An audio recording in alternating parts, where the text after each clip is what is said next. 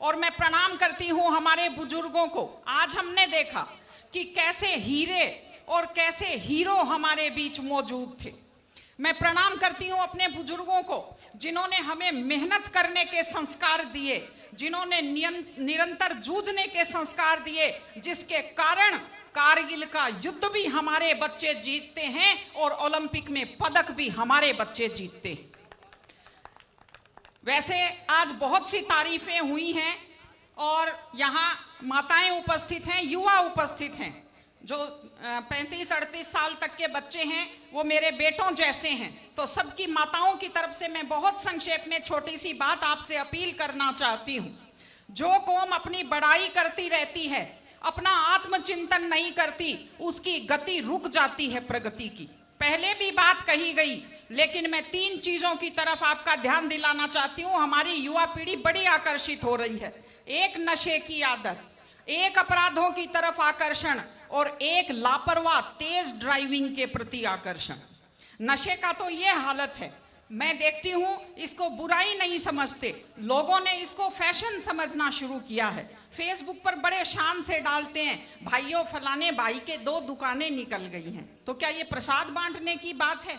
महिलाओं के नाम से लॉटरी डाली एप्लीकेशन लगाते हैं और महिला जो घर की लक्ष्मी होती है उसका नाम बाजार में दारू के ठेके के ऊपर लिख देते हैं। ये ठीक चीज नहीं है।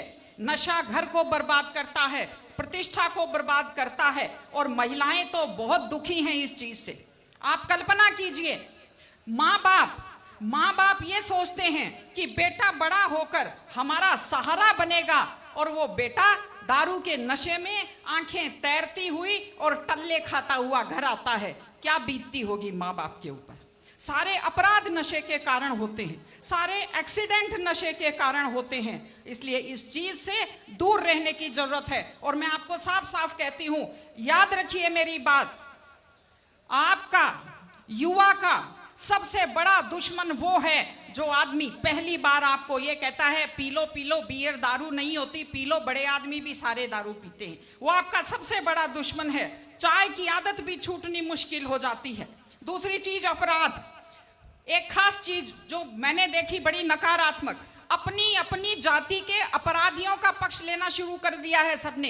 पितर बना दिया है अपनी जाति के अपराधियों को। ये अपराधी खुद बर्बाद होते हैं और अपने पीछे पूरी युवा पीढ़ी को बर्बाद करते हैं। मैं आपको एक उदाहरण देती हूं।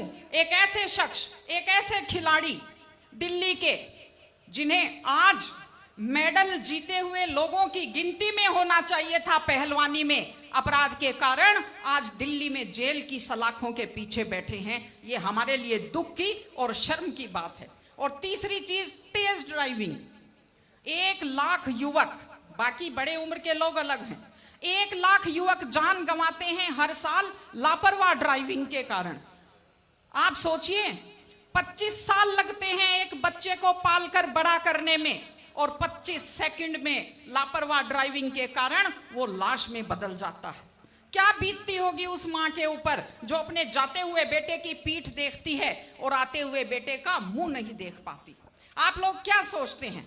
अगर आप अपनी पावर दिखाना चाहते हैं तो मिल्खा सिंह की तरह तेज दौड़िए, या कि आप नीरज चोपड़ा की तरह, देवेंद्र झाझड़िया की तरह आप तेज भाला फेंकिए मोटरसाइकिल का कान मरोड़ने में या तेज गति से कार भगाने में कोई बहादुरी नहीं होती। अगर आप सोचते हैं कि आप बड़े हैंडसम और डैशिंग दिखते हैं तेज गाड़ी भगाते हुए, आप डैशिंग हैंडसम नहीं दिखते, आप लापरवाह दिखते हैं, आप बेपरवाह दिखते हैं, आप बेवकूफ दिखते हैं।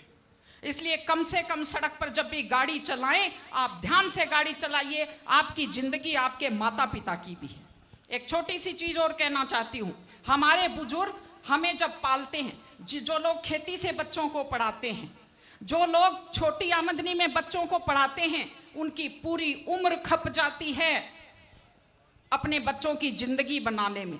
और उसके बाद दुख का विषय है, बड़ा पीड़ादायक सीन मैं कई जगह देखती हूँ कि एक माँ बाप मेहनत करते हुए हाथों में आइटन पड़ जाते हैं, एड़ियाँ फट जाती हैं, कपड़े मैले फट जाते हैं, और उसके बाद जब बेटे को पढ़ा लिखा कर तैयार करते हैं, उसके बाद पढ़ी लिखी बड़े घर की थोड़ी बेटी आ जाती है तो माँ बाप की तरफ ध्यान नहीं देते। आज हमारे 60-70% घरों में हालत यह है कि बुजुर्गों को रोटी तो मिल रही है लेकिन इज्जत से रोटी नहीं मिल रही। इस चीज को बदलने की जरूरत है। माँ बाप, मैं आपसे कहती हूं, जैसी भी परिस्थिति होती है, माता पिता आपको राजकुमार की तरह पालते हैं। आपकी भी ड्यूटी है, जैसी आपकी हैसियत है, बुढ़ापे में उनको बादशाहों की तरह से रखिए, उनकी सेवा कीजिए, उनका सम्मान कीजिए।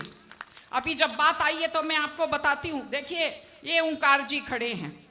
कोरोना फैला, कोरोना से अपनी माता जी को बचा नहीं पाए, लेकिन उस काल में जब इतना खतरनाक माहौल था, इन्होंने अपने माताजी की इतने प्यार से सेवा की, इतने सम्मान से सेवा की कि पूरा जो कोविड हॉस्पिटल है वो आज भी इनकी सेवा का उदाहरण देता है। इस तरह से माता पिता की सेवा कीजिए, वो अपनी जिंदगी आपके लिए कुर्बान कर देते हैं। और माताएं बहनें बैठी हैं, एक छोटी सी लास्ट बात जो मैं कह रही हूं, बेटियों को समझदार बनाइए, बेटियों को बेटा मत बनाइए, क्योंकि बेटे तो लापरवाह होते हैं। बेटियों को समझदार बेटी बनाइए। जब वो घर से बाहर जाती है तो उसको समझाइए कि वो साथ अपने घर की इज्जत लेकर के जाती है।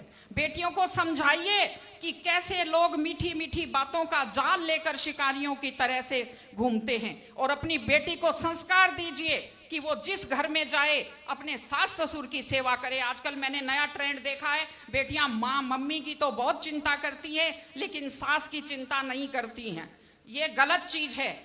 औरत घर की धुरी होती है। अगर वृद्ध लोगों की चिंता नहीं करेंगे तो हमारे वृद्ध लोगों को सुरक्षा कैसे मिलेगी, उन्हें सम्मान कैसे मिलेगा, इनकी जिंदगी खुश कैसे होगी। इसलिए कोई भी कौम तभी आगे बढ़ती है जब वो संस्कारवान हो, जब वो मेहनती हो, जब वो शिक्षा पर ध्यान दे। हमने ये सब किया है, मैं आपको बधाई देती हूँ, लेकिन आगे इन सामाजिक चीजों की हम लोग ध्यान रखें। मैं आपको बहुत बहुत शुभकामनाएं देती हूँ। सादी जिंदगी जिए, व्यसन मुक्त जिंदगी जिए, ईमानदारी की और मेहनत की जिंदगी जिए, खुश रहें आप सब लोग। पुनः पुनः मैं ओंकार जी को, उनकी टीम को बधाई देती हूँ। बहुत व्यवस्थित इतना बड़ा आयोजन इन्होंने किया है। तेजाजी महाराज की कृपा से आप सबको ढेर सारी शुभकामनाएं।